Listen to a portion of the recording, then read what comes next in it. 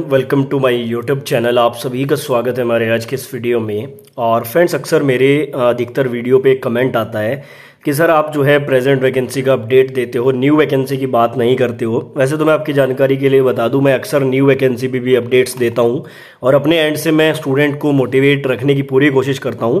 तो आज का ये वीडियो भी बेसिकली डेडिकेटेड रहने वाला है न्यू वैकेंसी के रिगार्डिंग। और यहाँ पे आपको एक अपडेट दूंगा कि 2023 में बड़ी मात्रा में रेलवे में वैकेंसी आने की जो संभावना है वो किस तरह से पुख्ता हो जाती है, उसके पीछे क्या रीज़न है, मैं आपको इस वीडियो में बताऊंगा।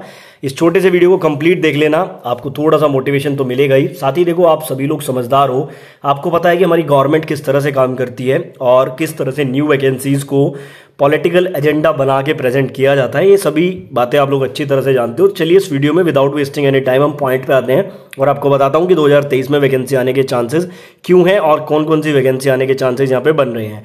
साथ ही आप लोग चैनल को सब्सक्राइब करके मेरा टेलीग्राम ग्रुप भी ज्वाइन कर लेना, डिस्क्रिप्शन में मैंने लिंक दे दिया है।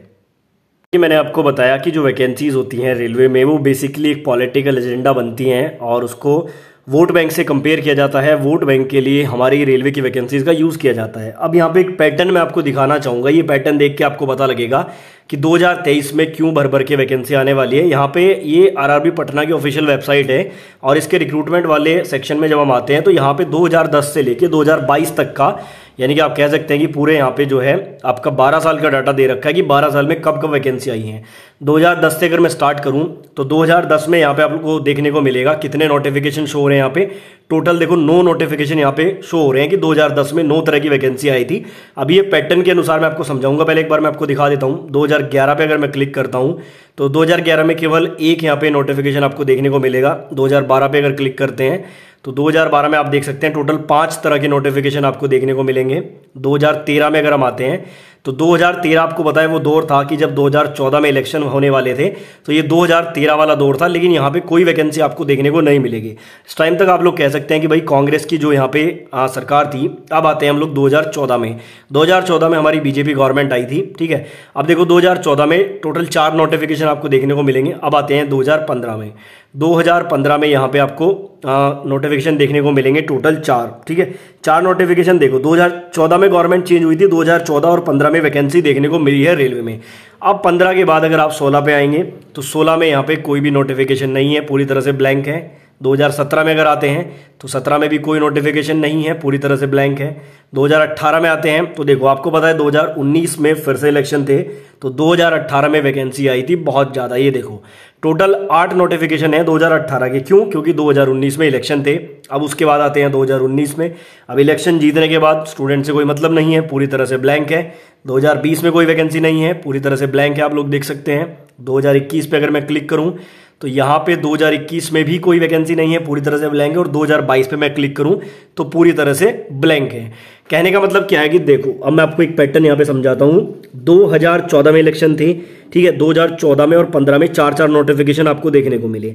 उसके बाद देखो 16 में कोई वैकेंसी नहीं, 17 में कोई वैकेंसी नहीं, 19 में फिर से इलेक्शन थे, 18 में 8 नोटिफिकेशन आए, यानी कि 8 तरह की वैकेंसी आई।